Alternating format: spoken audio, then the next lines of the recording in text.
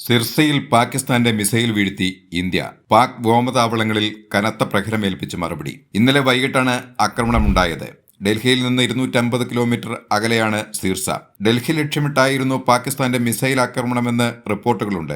ഇതിന് മറുപടിയായാണ് പാകിസ്ഥാനിലെ വ്യോമതാവളങ്ങളിൽ ഇന്ത്യൻ മിസൈൽ ആക്രമണം നടത്തിയത്. പാകിസ്ഥാനിലെ റാവൽപിണ്ടിയിലുള്ള നൂർഖാൻ ചാക്വാലിലെ മുറീദ് ധ്വാങ്ങിലെ റഫീഖി വ്യോമതാവളങ്ങളിൽ ആക്രമണമുണ്ടായെന്നാണ് പാകിസ്ഥാൻ സൈന്യം സ്ഥിരീകരിച്ചിട്ടുള്ളത്.